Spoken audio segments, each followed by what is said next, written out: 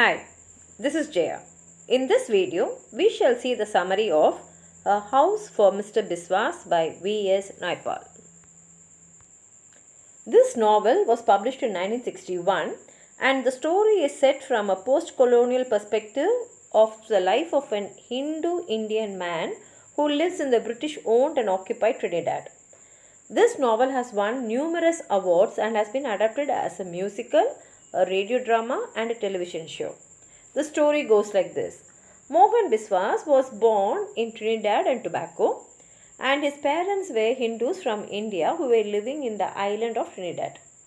When he was born with 6 fingers in one hand, which surprised the community, and many said that it is the sign of bad luck. The local pundit said that an extra finger will mean that the boy will grow to be an unlucky person, and he also says the parents to keep him away from water. He also says that the boy will be a lecher and possibly a liar. And adding to it, he says that the boy should not be shown to his father for the first 25 days, and even his mother should look at him only by seeing the reflection of the baby in a mirror. As a child, Mohan Biswas was one day given the care of the neighbor's calf. He led the animal to a nearby stream, and when he saw the stream, he was surprised by the depth and the noise of the water. Since he was distracted, the calf wanders away, and this frightened him because he thought that his parents will punish him. So he went and hid away from his parents. His father came in search of him, and finding him not there, and remembering what the pundit said, he decides that he should have fallen into the stream. So his father jumps into the stream and drowns. His death causes a breakup in the Biswas family. Mohan's sister is sent away to become a servant for her mother's sister Tara and her husband Ajoda. Mohan's brothers Pradap and Prasad work on the local sugar plantation, and only Mohan and his mother live in a house on the estate. Since Mohan is a member of a Brahmin caste, he is sent to be trained as a pandit by a man named Jairam. But even this education is cut short because Biswas offends Jairam's religious principles because he throws a stained towel on a flowering tree used for important rituals.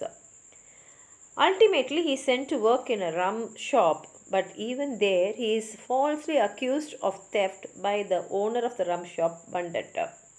So Biswas is now searching for a job, and he discovers that he is a talented sign writer. He is hired to work on a sign for a shop owned by the Tulsi family. Mr. Biswas looks at a young woman named Shama and mentions to the family that Shama is very attractive.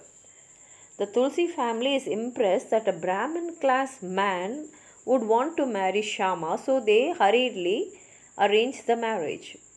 Mr. Biswas, however, tries to stop the marriage, but he is not able to do so, and finally he marries Shama. Mr. Biswas is welcomed into the Tulsi family and he is allowed to run the store. But his business dealings are not successful, and many of his decisions make the family lose their money. The Tulsi family takes Mr. Biswas, Shama, and the young daughter Savi out of the store and move them to a barracks in the plantation town of Greenvale, where he will be the overseer. Mr. Biswas did not like his marriage, he did not like his job on the plantation, and even the workers hated him. So he became very sad. Noticing this, the Tulsi family asked Mr. Biswas to come back from the plantation, and they asked him to take some time to recover. By this time, Mr. Biswas had 4 children, and slowly he recovers and decides that he wants to make a new life for himself where he is not bound to the Tulsi family. So he goes to Trinidad, capital city, port of Spain, and there he finds a job as a journalist.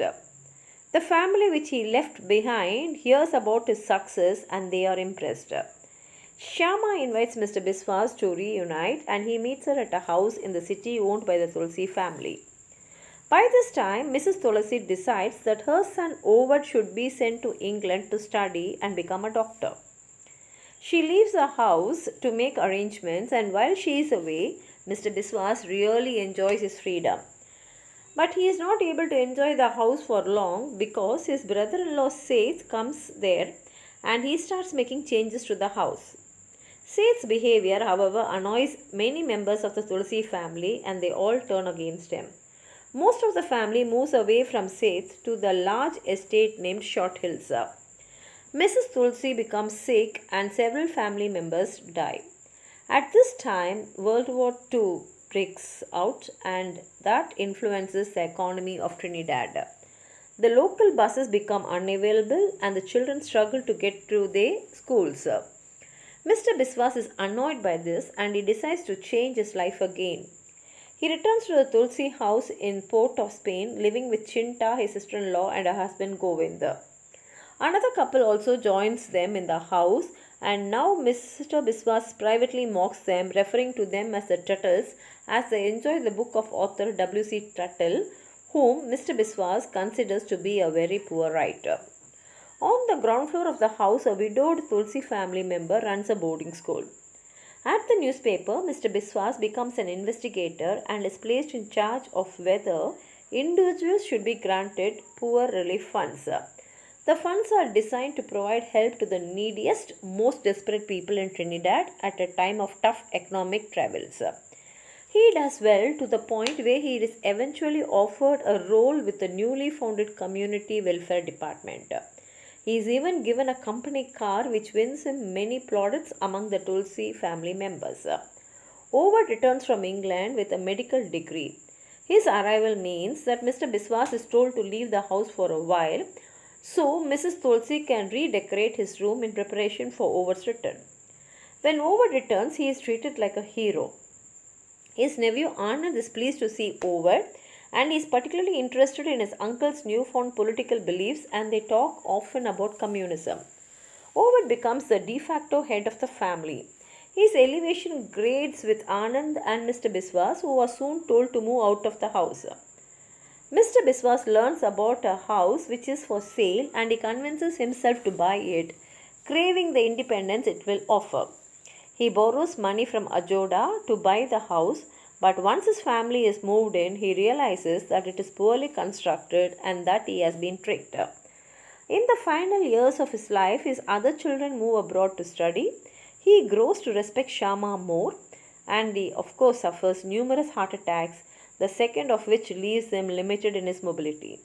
His children become successful, in fact more successful than ever he was. And 5 years after buying his house, Mr. Biswas dies. The story ends here. If you have anything more to add on to what I've said, please write it in the comment box, like the video, share it with your friends, and if you have not subscribed my channel, please subscribe. Thank you.